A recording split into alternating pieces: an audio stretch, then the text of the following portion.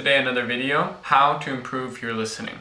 First I'm going to rank my favorite source of listening material to my least favorite source of listening material. So number one is your tandem partner.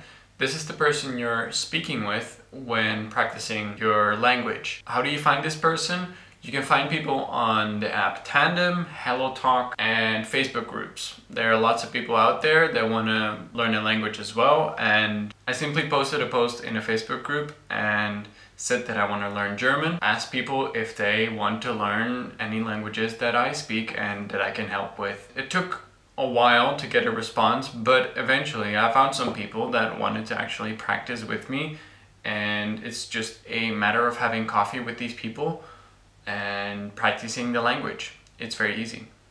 Why tandem partners are my favorite source of listening material is because they understand where your level is at and they can adjust to what is comprehensible to you. If you don't understand something, they can immediately explain. You have the time to look up some words and you can talk about anything that you might find interesting.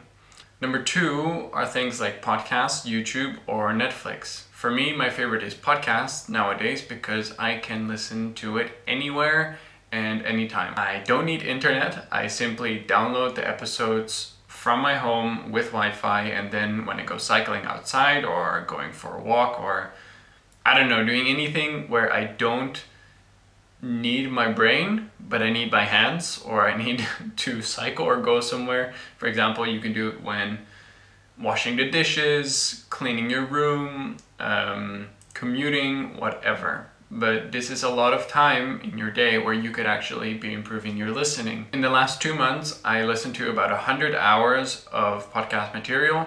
This is because I've started a delivery job where I'm commuting a lot, and for the 4 hours that I'm commuting, I'm listening to German. This is great because I'm getting a lot of hours in, and I actually don't need my brain during the job because it's quite brainless. But at the same time, I can use my brain to improve my listening. How do you find good podcasts? This is very easy. You simply Google top 5 podcasts in whatever language for beginners, intermediate, advanced learners. You will find them. There are hundreds, there are thousands. The same goes for YouTube channels, the same goes for Netflix series. Now, one thing that is always hard is trying to find something that you find interesting, and this might take some time. For me, it took me a long time to find podcasts that I found interesting enough to actually listen through the whole episode. With Spanish, I found it actually very hard to find any podcast that I found interesting, so I stuck to mostly reading and YouTube videos here and there, but finding podcasts was a great way for me to learn because episodes are hours long, and this allows you to have much more material. Then you also have Netflix. I think Netflix is quite difficult because a lot of the times in series the voices aren't so clear. For example, in La Casa de Papel, they whisper a lot and I can't hear clearly what they're saying without having subtitles. But if I use subtitles, I kind of defeat the purpose of the listening exercise. So Netflix sometimes can help, but sometimes makes it also more difficult to actually understand. So I would only use Netflix without subtitles if you're pretty far in your language learning journey. As a beginner, it might be hard to find any Netflix series that are comprehensible enough for you. I found this very hard with Spanish, for example. I couldn't find any series as a beginner to start watching and actually understand what was happening without having to translate every single sentence. And this was a big mistake because this material was not comprehensible to me and therefore not useful in terms of listening practice. Number 3 are listening exercises from books.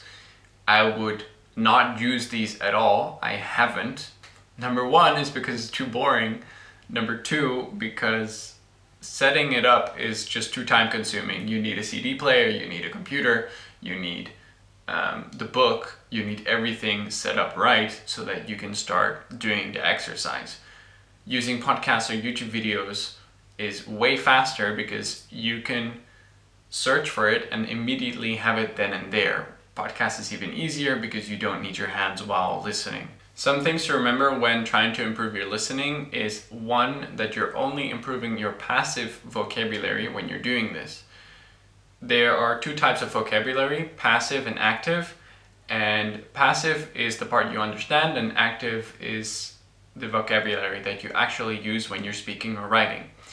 Passive is always bigger than active, and when you're listening, you're solely practicing your passive vocabulary. If you want to improve your speaking level, that's a whole nother topic, and I'll make another video about that, which is really interesting. I really love that topic because I think it's the most complicated to actually figure out how to get your speaking level higher and higher, while passive vocabulary is very easy to improve. Like, you just have to consume a lot of material by reading or listening. The second thing you want to make sure of is that your listening input is comprehensible. This is an idea put forward by Stephen Krasher, which is a very renowned researcher in linguistics, I think.